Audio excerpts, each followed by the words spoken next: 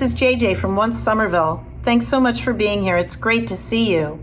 What you're about to enjoy is some special content created just for you by the Once family. We appreciate the time that the artists have given, and we've put a link to their tip jar in the comments below. We've also put a link there to our GoFundMe. This is one of the ways that we're going to get through this time until we can be open and together again. Art and community are our priorities here at Once.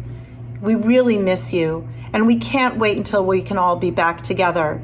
Until then, this is our way of holding our community close and continuing to make art.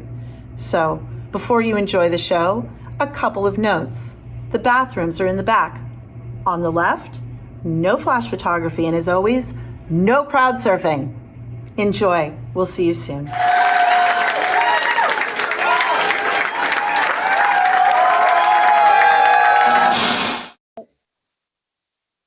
I'm not allowing it.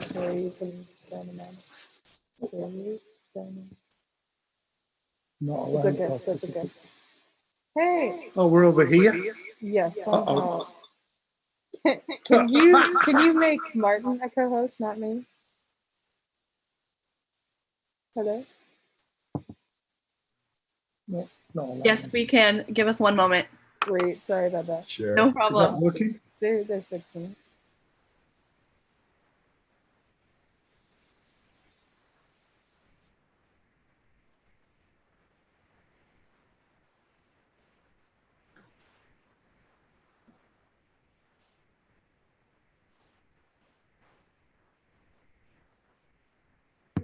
All right, you should be a I'm a host co-host now?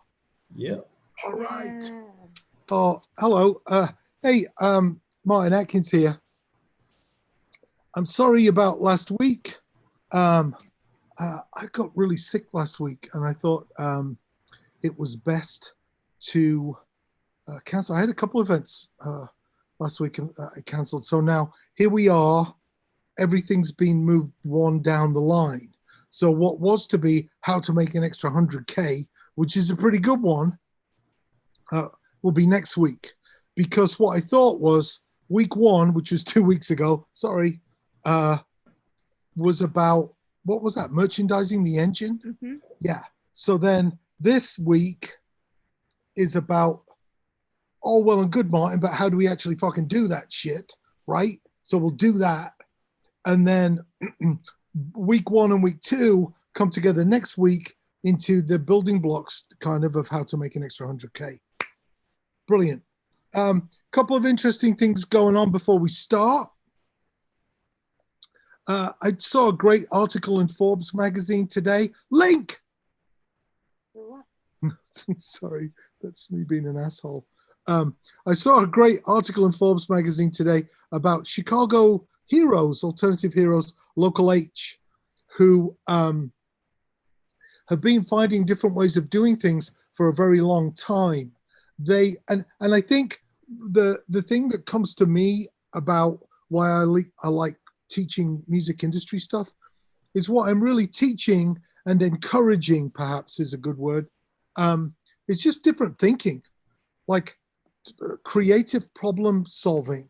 And one way to do that is to sit and, try and come up with a solution. Another way is to feed your brain looking at other people's different pathways and ideas. So here's Local H.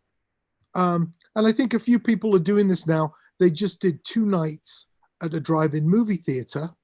Instead of trying to do some huge Kiss explosions thing, which they could have actually done because it was outdoors, asterisk, they just put a small stage together, decent sound system, limited attendance to 260 cars, 5 people in a car, $15 a head. Anybody want to do the math, Molly? $15 times 5 times 260. That is what they did. But so it's really important now, I think, to do stuff. Almost 20 grand. Wow. So they're not just being inspirational, they're making bags of cash. But they also employed a sound company, a stage company, a lighting guy, a sound guy, and awesome mug, Michelle. Fantastic choice of coffee cup. Brilliant. But the other reason I want to mention Local H is that they also inspired me. I made a big mistake not taking you up on that chair, Molly. I'm kneeling on a concrete floor. Yeah, you're Thanks. Thanks. They also inspired me, I want to say 15 years ago. I don't know if you remember when eBay was a thing, like, here's this thing, right? I got ink all over my hands. Local H did this thing where they eBayed an opportunity for you to have them in your garden or something, right? You could bid on a Local H show, and then you could decide, well, you're going to play in my basement, at my parents' barbecue, or whatever. And honestly, it was like punk rock revolution. Just like, holy crap, just when you thought everything had already been done, they're really doing some smart stuff. And here they are 15 years later, still doing smart stuff. They inspired me back then to eBay the opportunity to be married on stage with Pigface, which was kind of awesome. I thought we would get a feature in Brides magazine out of it. I don't know what good that would have done us. You know, as featured in Brides magazine, Pigface. But it turned into a thing that we really loved doing with Pigface, and we did it in 2019 in Pontiac, and it was really great. Anyway, today is screen printing. I want to begin the proceedings by saying, as always, fuck racism. We're trying to do what we can in a bunch of little ways, actually. I mentioned some 2 weeks ago. I'll mention some next week as well. We're really busy with the machinery that we have here that I'm going to show you, helping as many people as we can and shifting that focus. So let's look at screen printing. Are there any questions before we start? Just a bunch of people in the chat.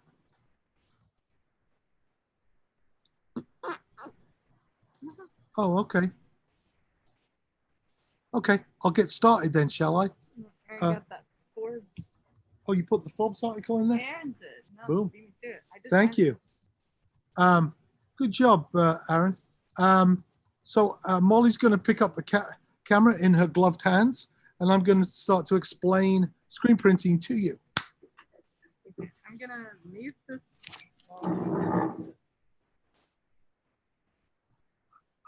LOL. Our passcodes are the same to our phones. That's funny. Okay.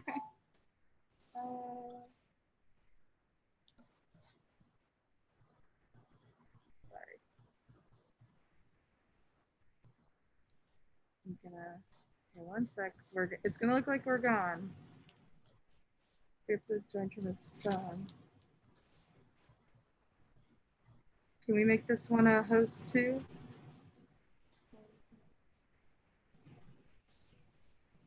Is that who it is?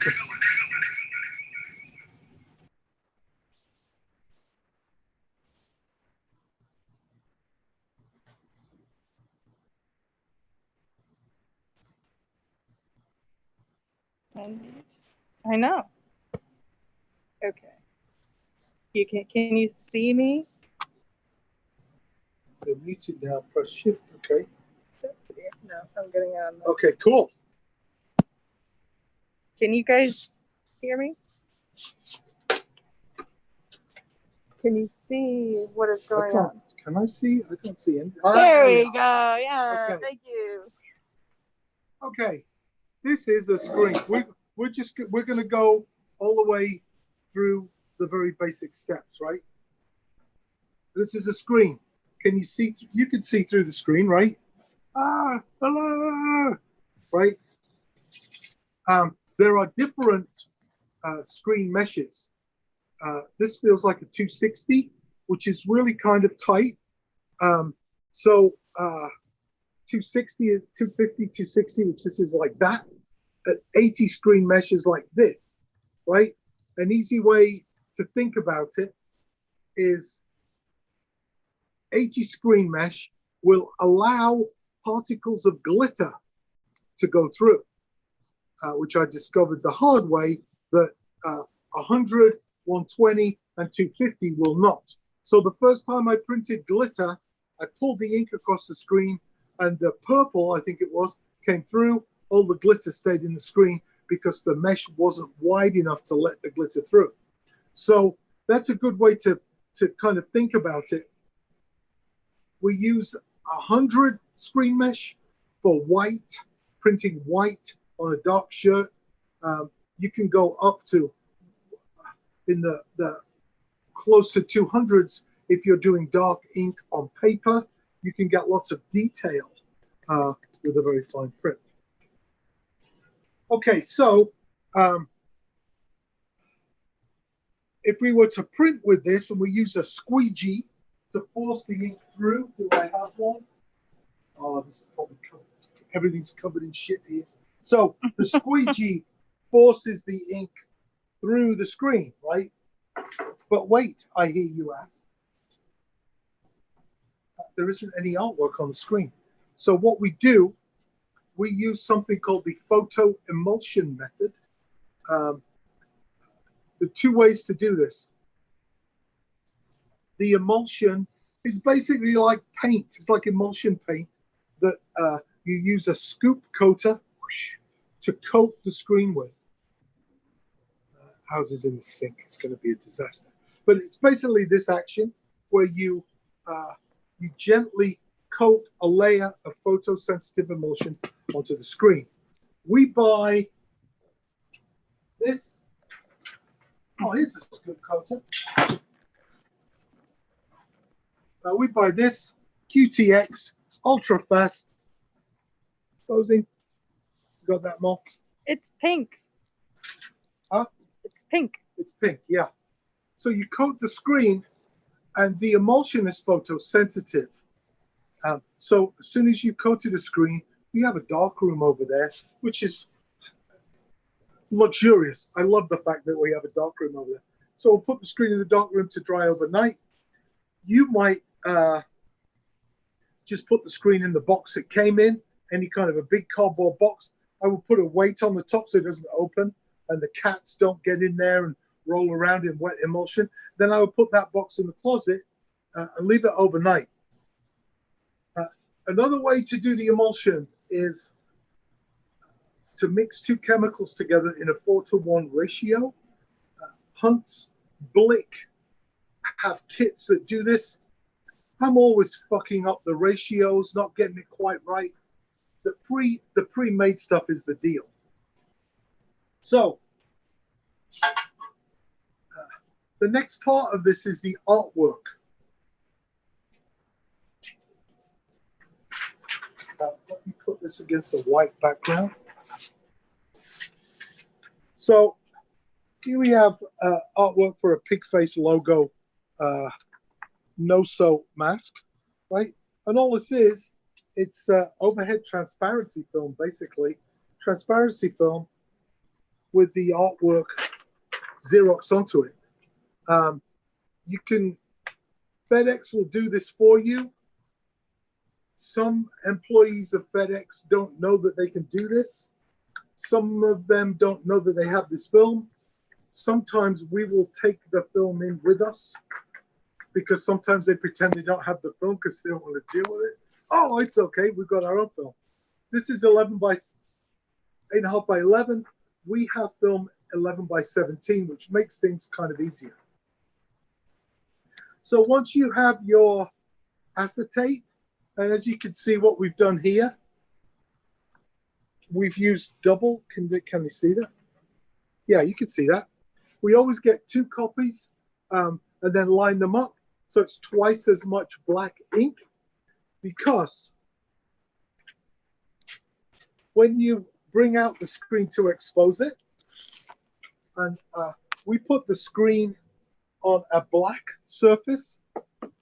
That's important because it stops light bouncing around.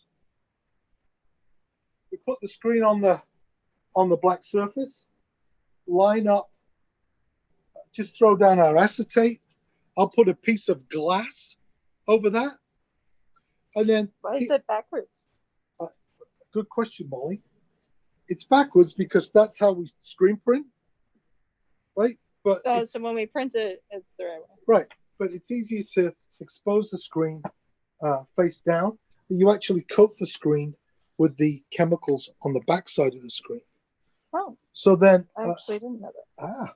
So you lay your acetate down and look at this amazing light arrangement. Thank you, Pearl Drums, for the extra dog leg cymbal stand. And we just have a halogen light from Home Depot. And distance of, I don't know, 16, 18 inches. You'll expose your screen for, we do 11, 12, 13 minutes. Unless you gym, then you do 20. But that's fair. Ask me about a couple of tricks with this later if you want. I've also seen the very first time I exposed the screen, I had a 100-watt light bulb, a metal foil pie tin to reflect the light down, and pennies on the outside of the pie tin so it didn't go like that, so it balanced. I mean, screen printing is a really easy DIY kitchen table, if you want, forgiving medium, which means, can you do it? Yes, you fucking can. So what happens after you turn off the light? It's been under there for 10 minutes. Just a little. I buy loads of these $5 kitchen timers. I'm sure you have some there in your kitchen, JJ.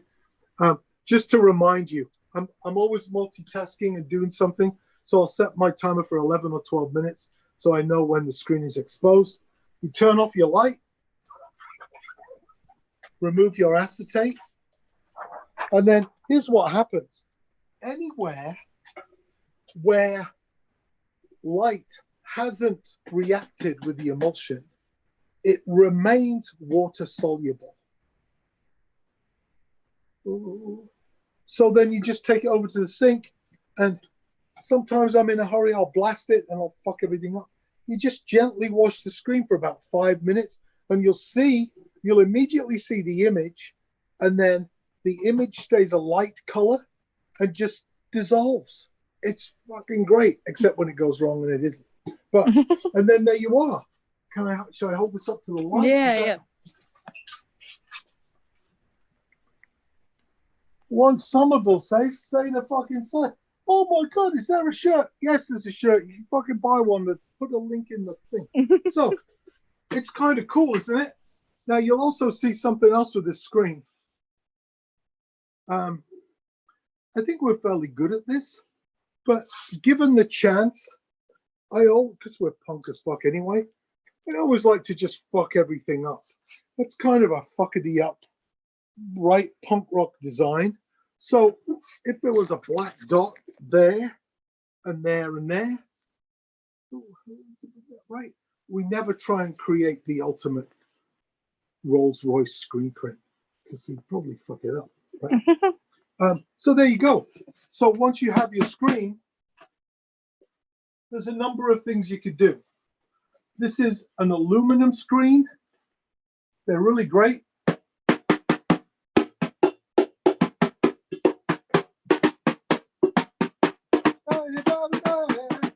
Anyway, really tight.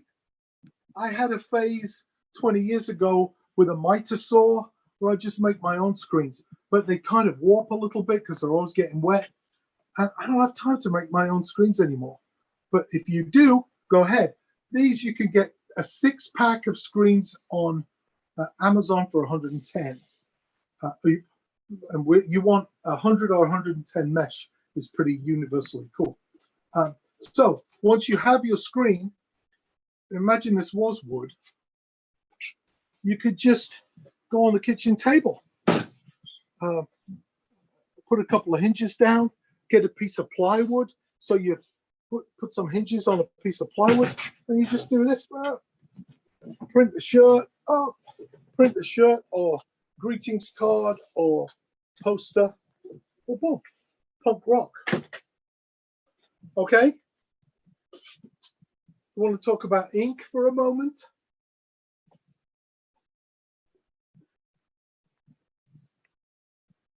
Most every Pigface shirt, like most every shirt I have, it's a black shirt with white ink. Black shirts with white ink are the trickiest to pull off. And I don't think really easy to succeed with a water-based ink. So you need to use a kind of ink called plastisol, which is basically, follow me, Molly. It's tar. It's fucking tar, and it's all stuck together. Oh my God, Here we go. Together. Yeah. Oh shit on my pants. And it just doesn't dry, which is kind of good when you're in a shop like this and we've got all kinds of things going on. You don't want the ink to dry inside the screen because you'll never get it out, and you have to reshoot the screen. So, are you getting that, Molly? So, if you are, I feel like I'm getting in deep here, but if you are printing white on a black shirt, you use this plastisol ink, which has to be flash dried to dry. This is a flash dryer, a couple of $100 for this is a larger one. So you'll print. This is, I should introduce this equipment. This is a 4-screen, 1, 2, 3, 4, 4-screen, 1 position, 1 person, screen printing press, maybe $600. It's bolted to a table, really good workbench. So you put your shirt on the platen. This is called the platen. Print the what's called 1 pull of white. You're also going to put a light coat of adhesive, like just spray adhesive on the platen, which keeps the shirt in position. Am I going too deep here, anybody? I mean, I'm not. You need to know this stuff, so I'm going to carry on. All good. Okay. So your shirt is stuck here. So you print 1 pull of the white. Then wheel in the flash dryer, flash dry for 40 seconds. So now it's pretty dry, but it isn't cured. Then you print another pull of white. And that's how you get decent, oh, you can see that. That's pretty fucking decent. Decent coverage. Can you see that white? I mean, that's good white on black. If you only did 1 pull, oh Lord, I'm sure we have some of those. Oh yeah. If you only did 1 pull, you see the black ink. Of course, I can't find one. I bet they eat shit. There's one. Is that one? Yeah. Yeah, there you go.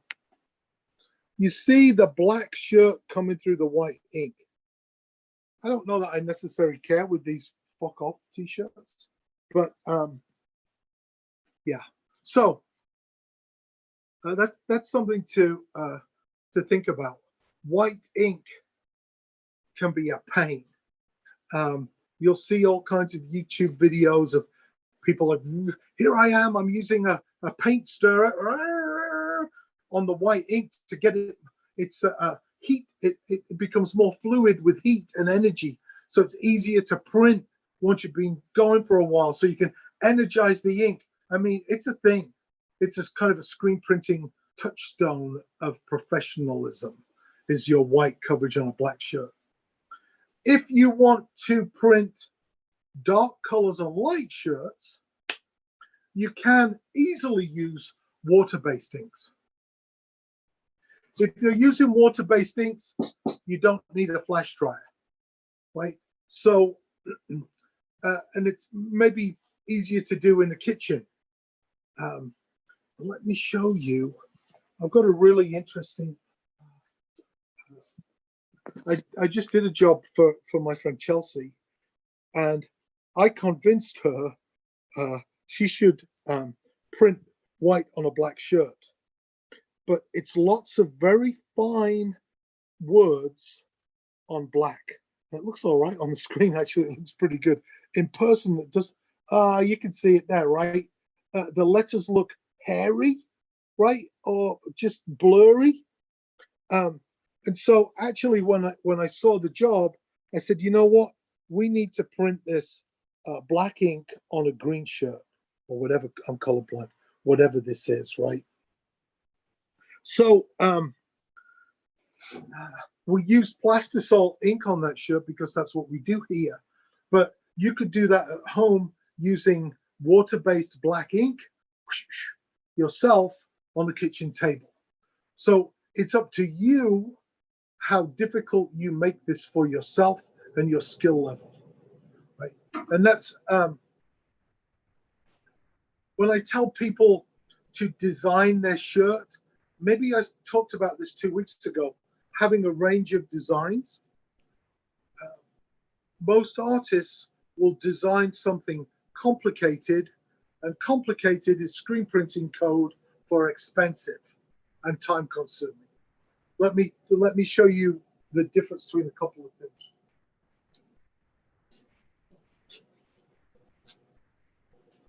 Here's a nice shirt. This is a best of Pigface shirt. Link. No, we don't have a link. This is 3-color front. Red. Can you see the red? It's lovely, isn't it? Red, white, and Yellow. really, that was so green to me. It's okay. Green. It's on the greener side of yellow. Okay, yeah, thank you. Right, so that's a 3-screen front, a 2-screen back, and a sleeve. So what this means, if I'm going to print this shirt, I mean, it's a nice shirt. It's my shirt. I like it. But here's the thing.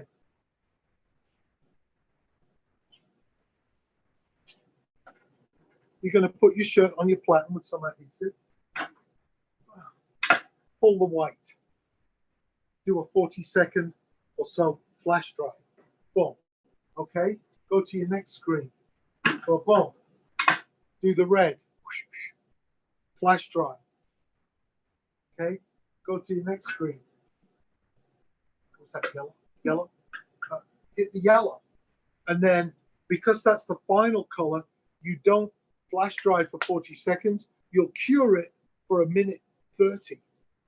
So I wrote this down the other day.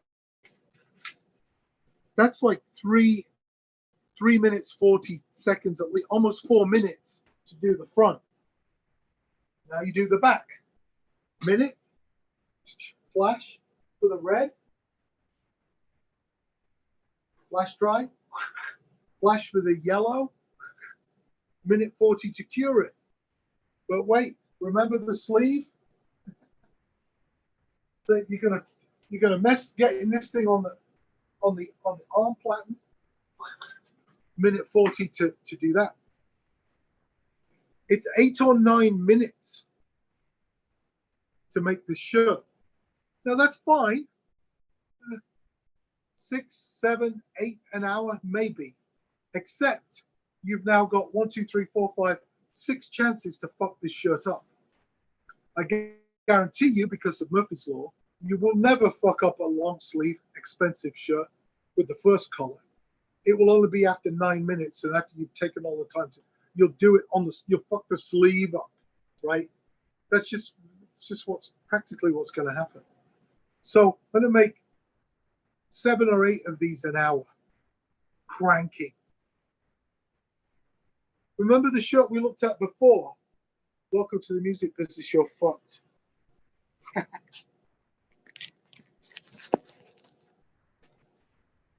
Let me show you this. Ah. Okay. This shirt was designed. I don't think it was. We kind of stumbled into it, right? But of course, it's great. But here's how I make these. I can't get that piece of paper. Right. boom, boom, right? Hit the white. But instead of spending 1:40 curing this ink, fold it like that. And I'll put 4 of them together and cure 4 at the same time. And in the 1:40 that those are curing, I'll print 4 more. So I'm doing 100 an hour. See the difference? 8 an hour, 100 an hour. So this is an important component of my merch booth. If I'm making 100 of these in an hour, it's $250 plus ink and some other stuff. I can give them away, right? That's a great way to fuel my booth. It makes somebody more likely to buy my $45 Best of Pigface shirt, right? So we're thinking about the process when we design our shirts, thinking about what we want to do at the booth. Okay. A little bit about multiple use of screens and scenery.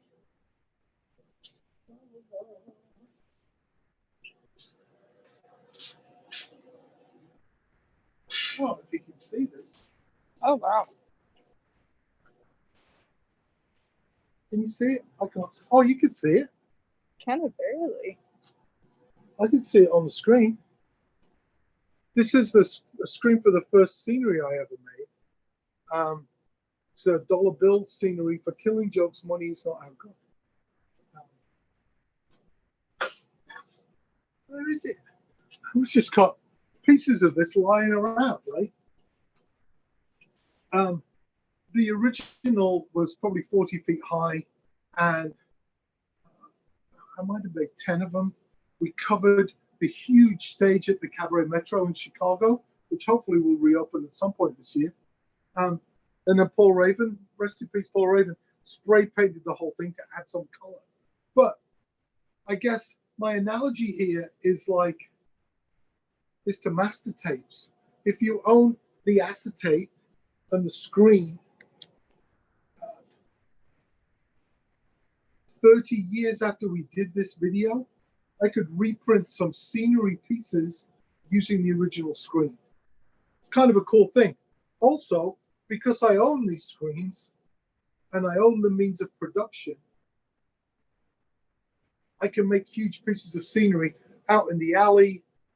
We made the last Pigface scenery in an aircraft hangar, which created this amazing time-lapse video of 15 people screen printing, drinking Newcastle Brown Ale and eating pizza for a day, right? And then, as a kind of to test out all of the screens we had before we printed these huge pieces of scenery, we used newsprint, just shitty newsprint, 100 sheets for $10 maybe, just to make sure the ink was flowing in the screens and we weren't going to mess up the scenery. And then it occurred to me, wow, these are cool. You could call these newsprint proofs from the scenery screens. And then where did that roll go?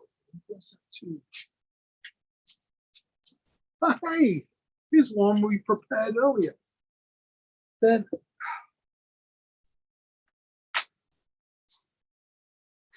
course.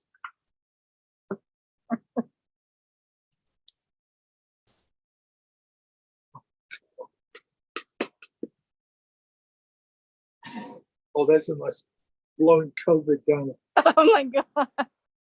Okay, they won't come. Oh, they're coming.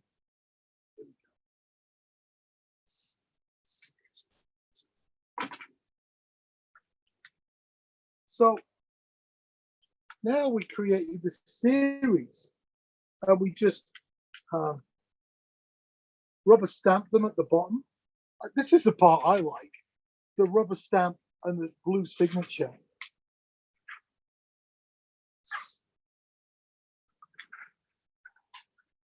And actually, oh, there's only, is there 4 in there? Mm-hmm. Okay, what I normally do, because once again, because we own the means of production, I'll usually put a fifth one in there, because why not? The other thing I like about this fly design, once you start doing this, it's like owning the bakery, right? You get the cupcakes. Here's a, ow. I wore this on the front cover of B-Side magazine in 1991. Does it fit? No, it doesn't. Shut up. And you can still see the blood. I was keyholed in the ear by a gang on Halstead Street. What the fuck? Anyway, that's another story. But you can start to fuck around, right? Love this gray suit, but I love it even more now with a huge fly on the back. Oh, I think you did it. so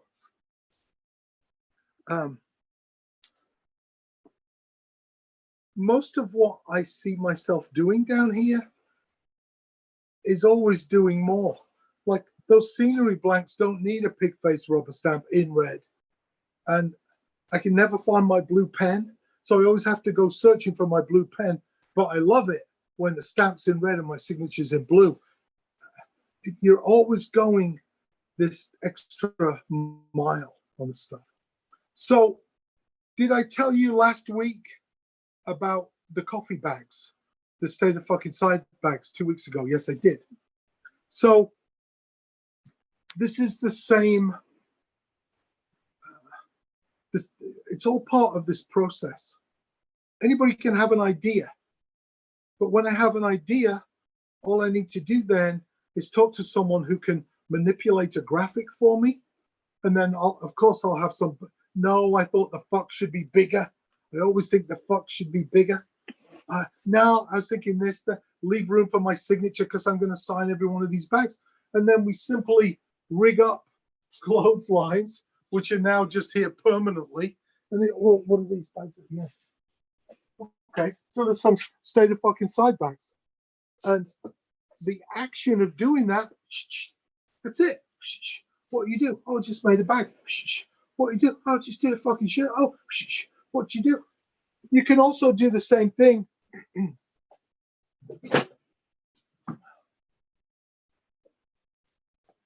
with digipacks, album covers.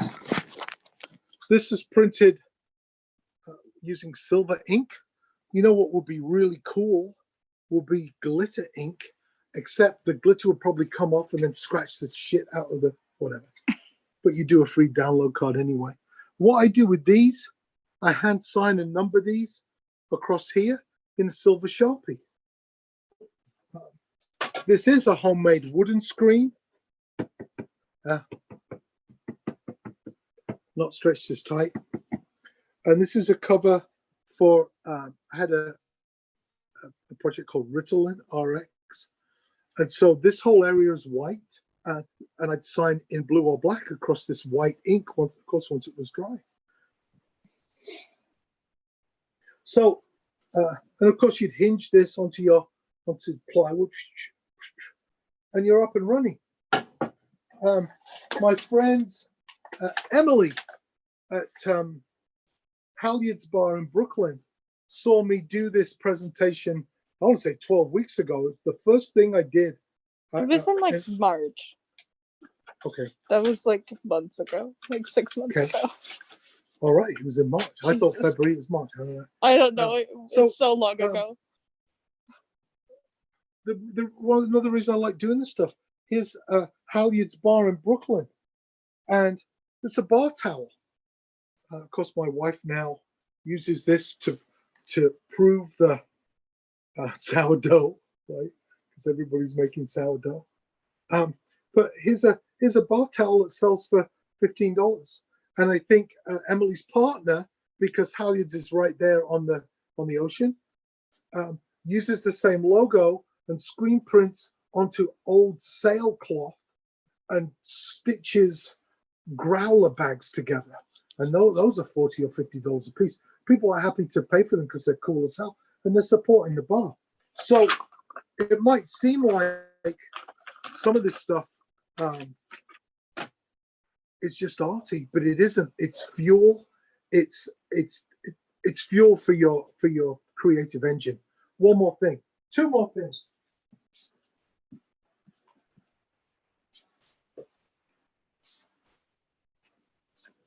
Well, you didn't have to follow me. I'm sorry. You can't. Well, you probably can't see it, and you definitely can't smell it. But this ink, I do that every time. It's fucking stuck my head in it. Blueberry scratch and sniff. It's fucking brilliant. It's exactly the same process. There are the countdown is spelled out on the stencil on the screen, and the ink is just the same, water-based ink, which smells. And you can get different flavored smells. I just ordered money, coffee, banana, new car scent, and weed. But wait, Martin, what else? We can do glitter, scratch and sniff. But wait. How about, it's gone right up my fucking nose. How about glow in the dark? Glow in the dark? Are you crazy? Yeah, I am. Let me just tell you a couple of things about this. You can't see it. Oh, you'll see it when the light goes out. So this is hand screened. Let's turn out the lights, Molly. Whoa, this is amazing. If only this was being broadcast. Is that cool as fuck? You don't have to answer because it fucking is. Yeah, let's do that again.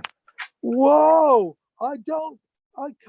Whoa, it's amazing. The record label's haunted.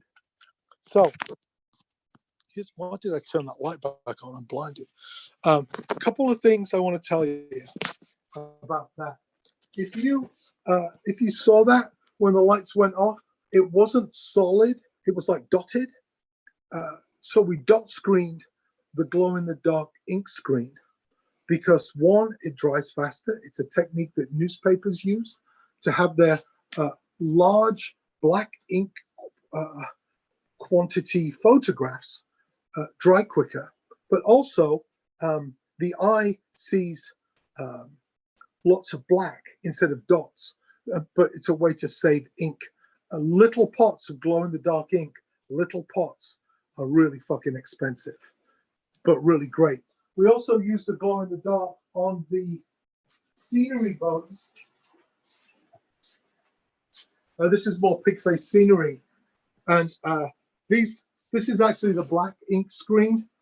There's a screen that prints before this, where this whole area is just one big bug with no detail, and we'll print that glow in the dark, and then you print the black over the top, and it doesn't have to register. It doesn't have to be exactly lined up. It kind of looks cool when it's a bit off. It looks a bit kind of Liechtensteiny. Okay, that's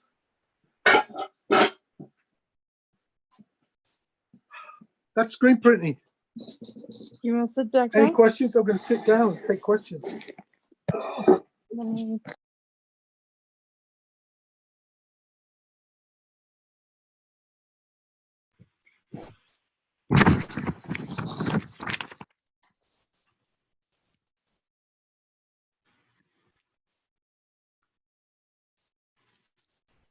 Any questions?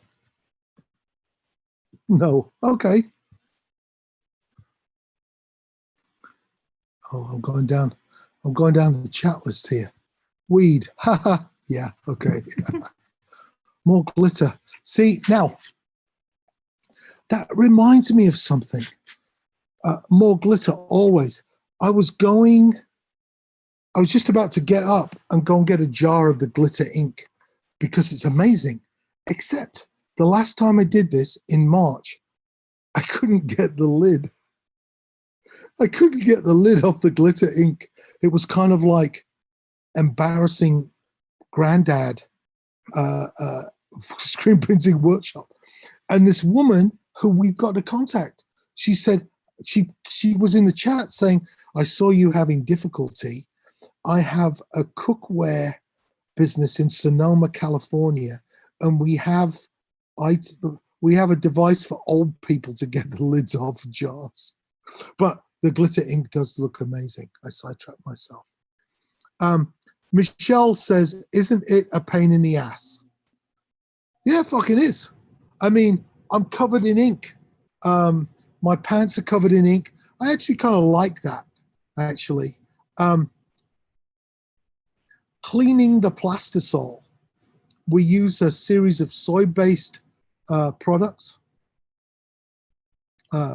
Beanie Dew, you squirt onto the screen and it kind of turns this tar into a kind of more of a liquefied state that's water soluble. Then we just wash it off. Beanie Dew. There's a whole series of products you need to get, but only if you're using the plastisol inks. If you're using a water-based ink, you just need to be close to a sink and you can't forget that you're printing. I did it with a whole series of Chinese prints from the Cultural Revolution. It was a 10-screen project, and I think I took a break to celebrate how amazing it was, and all the ink dried in the screens and ruined the whole thing. Will it destroy a home tub? Well, it might. That's where Motel 6 comes in.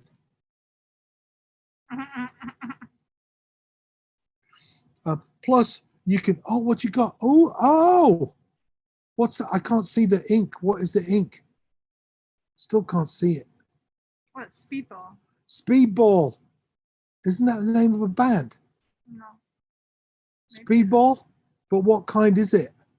Just water-based? Yeah. Yeah. So what you do with a water-based, you'd stick the shirts on a line to let them air dry. Then you can turn them inside out and iron the back of the design with an iron for a couple of minutes. Or I think something we did, we just stick them in a tumble dry for an hour. And they're heat set, right? It's a step you don't want to skip, because I think we had an intern do that. And all of the red ink shirts just destroyed so many people's laundry. Can I please talk about how you think about the merch booth? Clearly, you're a big picture thinker. I'd love to hear you think about it. Okay. The merch booth. Yes, it's a place of commerce, but it isn't. It needs to be a place for an exchange. One of the reasons I pointed out that welcome to the music business, your fuck shirt, I can print 100 in an hour. I can only print 8 of the best of Pigface shirts in an hour. It's important at the merch booth because I don't want anybody to be empty-handed. So I have now given myself the go-ahead, because I'm a fucking father of 4, right? I can't just be like, have an expensive shirt, everybody, right? I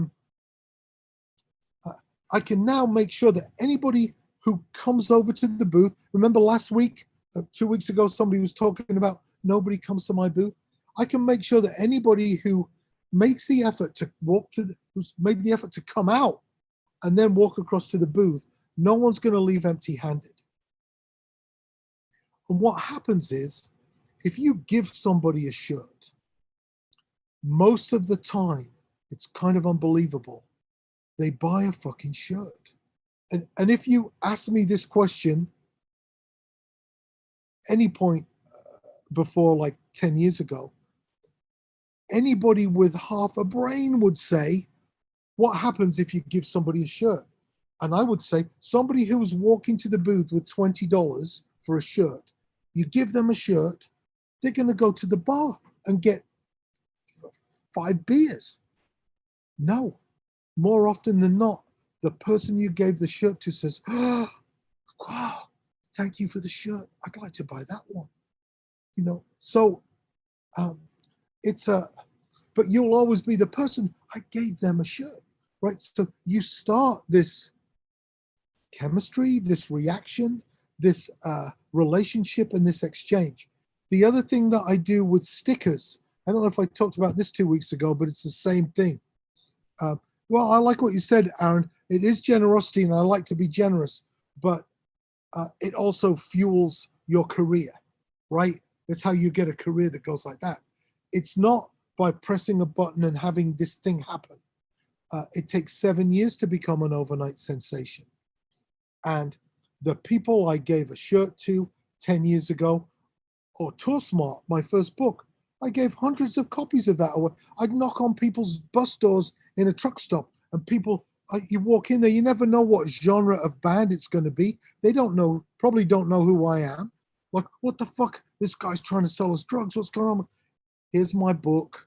Sorry, I'm really sorry to bother you. You just kind of get out of there. 8 years later, you'll meet those people. Like, you crazy fuck. You jumped on our bus. We were going to punch you. We fucking love that book. It saved our ass, the chapter about this or that. You're just planting seeds all the time. The other thing I do with stickers, most bands will have 100 stickers in a pile. Take some. And now you've pissed me off because I might take like 4 or 5. Ooh. And then I go home. And then the next day I'm like, okay, if I had 1 sticker, I'd put it on the front of my laptop. That's easy. I kind of honor the band by taking a picture or using it in a lecture, making sure they see at USC your stickers on my laptop. But you give me 4 or 5, it's a fucking obstacle course. Now, I know what I'll do with 1 or 2 stickers. Now I've got 3. Fuck you. I'm going to come to your house and punch you in the face for giving me this responsibility of putting your stickers somewhere. Instead, I make my stickers $3, $4, or $5 each, which is too much for a simple sticker. Everybody knows that. But now, if I give somebody 1, of course I'm only going to give them 1 because it's a $4 fucking sticker. You have 1. Plus, my merch guys can use them as change, right? If you've got a $15 shirt and somebody hands you a 20, a good merch guy is never going to give anybody change. And I don't mean that in an illegal thieving way. I mean, the merch guy's going to go, okay, here's your $5 change. Oh, or how about, do you want 2 stickers?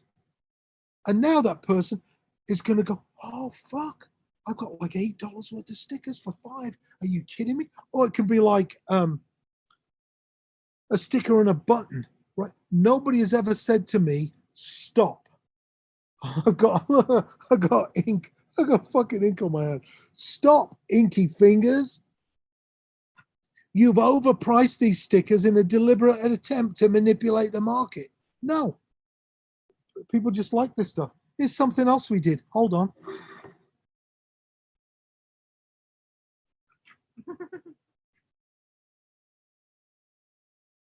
It's just here, so I'll show you. All of our Pigface tour passes. Oh, and there's Murder Inc., the damage manual.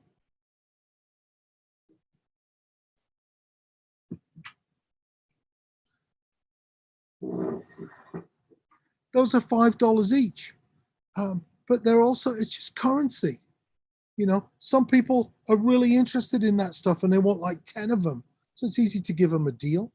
But some people, it's just another form of currency instead of a sticker. So, Aaron, that gives you some of my stuff about the merch booth. Can I tell you 2 more things about the merch booth? I think I mentioned this 2 weeks ago. We have a bunch of shirts, work shirts with people's names on them. And we do a big print on the back, 1 print over the pocket, and then we leave the name of the person who previously owned the shirt because they use shirts. Jesus, Steve, Chris. Sometimes we leave the name of the company or their role in the company. Chief engineer. Fuck, I want a shirt that says chief engineer. Fuck off. But we found that people wanted to browse, right?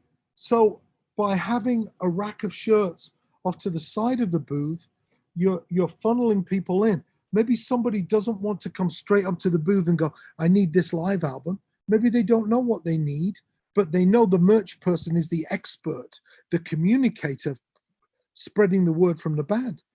So a shy person will just kind of go over by the shirts, and they're doing something. They're not just standing there like a whatever. They'll just sit and go through these shirts and hear bits of the conversation, join in, and it's a great way to pull people in. Okay.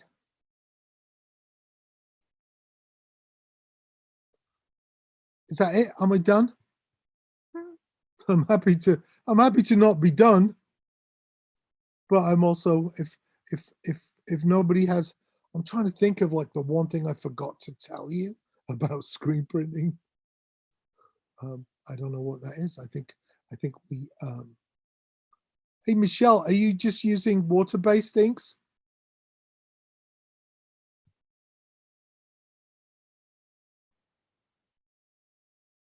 Okay, yeah, it's easy peasy, isn't it? Have you tried screening your own digipacks?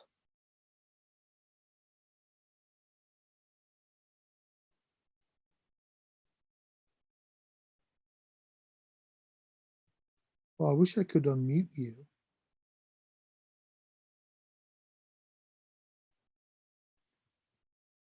Well, think about that. I love the idea. Can you hear me? Oh yeah, I can hear you. Yeah, no, I've always done water-based in the past, and I haven't done the photo emulsion. I've done like the hand cut screens, and that's what this one was. Okay. But I'm interested in that one, that type you use, because it seems like you don't need a light box. You can just flash it with light or take it outside in really bright light, right? Not outside. I think No? you'd have to do it for too long. But just Okay. you can do it with a 100-watt light bulb, but you'd expose it. There's a chart that comes with the Hunt Speedball kit. It might be an hour and 10 minutes with a 100. I also have a really strong photo just from doing photography, photo lights. So that might. That's all. That's a work light from Home Depot that we use. Yeah. So probably one of my photo lights will work. Yeah. And we keep lots of our screens. Like here I am showing you screens from 1990. So it becomes an issue. But some of our screens, you print 50 shirts and then just blow them out. There's a chemical, a soy-based chemical to remove the emulsion, and then you remove any ink, and then you can recoat the screen and use it again. That's another Yeah, reason. I used to do that years ago, and I just did. This is the first one I've done in like 25 years. So, yeah, need to do it again. It's great. It's really I found it to be really empowering. And then remember I was talking about multiple use of screens. There's this great shirt sitting right here actually. So we work with Galen Lee, and he didn't do the backs of these either. Oh my God. Fantastic. Okay, so it's one of Oh, that's Galen, awesome. right? And she drew this little flower, and it says, what's it say on the back? I don't know what it says. You're never Pushing quite a up, flower, pushing. you feel more like a weed. You feel more like a weed. I'm like, well, hold on a minute. I'm going to go and buy some wallpaper at Home Depot with a floral print, and I'm going to print heavy black with the front screen from the shirt and the back screen side by side. I'm going to fucking frame that, So I think you can only do this when you're doing it yourself. You can only put a huge fly on the back of your gray suit when you're doing this stuff yourself. And as you stumble into things, as we do sometimes, if we need like 400 shirts of a particular description, we'll farm that out to somebody. With that kind of a quantity, you could get a decent enough price for it. It's great. But just to experiment and do one-offs, and low quantities or high quantities of water-based coffee bags, we can do that here really easily. So, I mean, to me, this is one of the wheels on my bus for sure. most of the stuff I do doesn't work without screen printing. And it doesn't work with an outside entity doing the screen printing, because mistakes become very expensive, because you've ordered 100 shirts to get a decent price, but then it turns out nobody likes that design at all. You know, so it dissuades you from experimenting and trying new things. And I think you need to have as many things at your booth as possible. Plus, you can have happy accidents, right? You can Yes. muck something up the first time you're trying to do it, and then suddenly realize that you like the design better. Well, or I have a whole series of coffee bags that a professional print maker might say, well, poor ink coverage and blah, blah, sloppy this. And I'm just like, I might put my fingerprint in it and keep those off to the side as a special.